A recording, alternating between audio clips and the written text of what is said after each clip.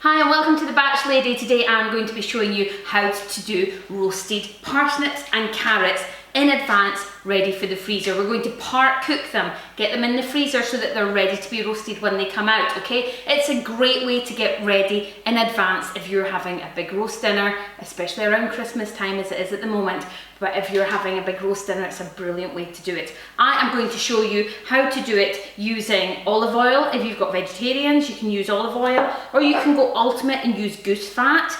Now, not every country has goose fat, and I know there's people that follow me from around the world. If you can't get goose fat, you can use most types of oil will do the trick. Okay, so in order to get started, what we want to do first is you want to prepare your veg. So you want to cut off the ends of your parsnips and your carrots. Now, it's Batch Lady, we like to do it quickly here. I am not one for standing scrubbing tons of potatoes and peeling potatoes or veg.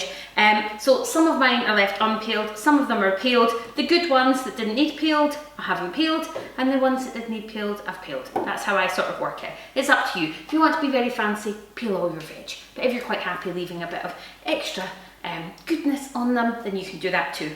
Okay, what you want to do is you want to get a pan going on the stove with some cold water in it. You want to bring it up to the boil, so get it on a high heat. I'm going to add some salt to this pan as well, just to get it going. While it's coming up to the boil, you can start to get your carrots and your parsnips ready. You're wanting, if you're feeding about a family of 4, you're looking for 500 grams of each. Okay, so once you've cut off all your ends, it's up to you how you want to cut these for roasting. I like to do mine in batons and sort of chip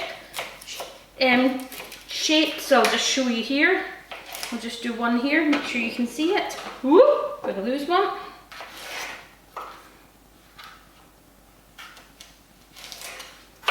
I like to do them sort of like that. Okay, so I'm going to cut all of these exactly the same, and I'll come back and let you see them once they're cut.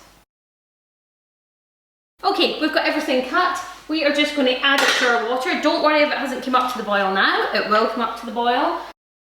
Parboiling means to partially boil, okay? So we are going to partially boil these. That means that we're going to boil them for about 5 or 10 minutes, okay? We're going to keep an eye on them. You want to have cut them all about the same size so that they're all going to cook in about the same time. If you parboil them too much, that's when your roasters all fall apart. So you want to make sure 5 or 10 minutes, you want it just soft enough that your knife will go in and no more. You don't want it really squishy, soft. You still want them to have a bit of firmness about them, okay? So 5 or 10 minutes, we'll come back and see what you look like then.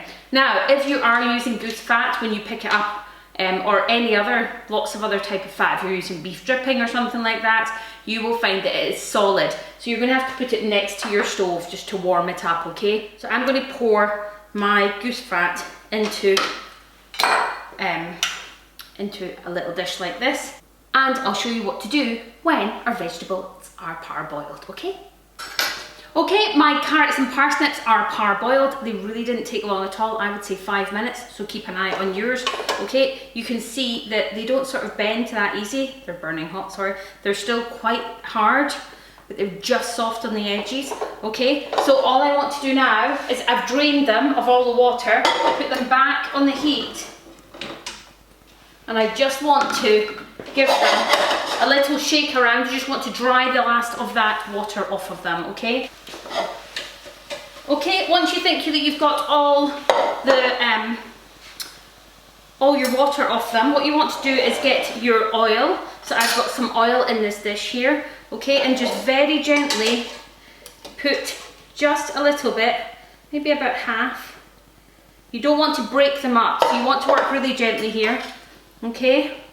And you just want to give them a mix around.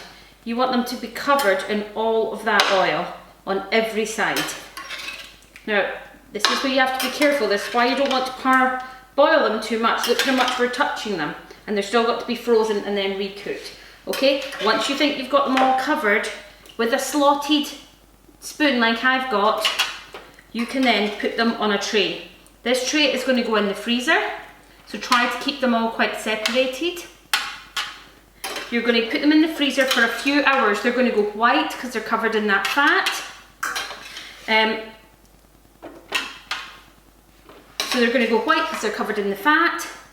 and you can then scrape them off with the same sort of implement and put them in a Ziploc bag, okay? That is as much as you need to do to get them ready in advance. Let's just finish these ones off and we'll come back and see what they look like. So these are going in the freezer for 2 hours, bring them back out. Then you can scrape them, then you can put them in a bag because they'll all be frozen individually, so you can scrape them off the tray into the bag. Just be very gentle with them. Then you can put them in your freezer until, say, Christmas Day. Then you just take them out. They're going in an oven at 180 for about 35 minutes, okay? And they are going to be absolutely delicious. You could put some thyme over the top. You could even put a drizzle of honey over the top of them if you want. So if you want to do that, just put the thyme on, but then if you've got them in the oven and you're in the last 5 minutes, take them out, drizzle them with some squeezable honey, put them back in the oven. Absolutely delicious, okay? Ready, made in advance, roast parsnips and carrots. I hope you enjoy.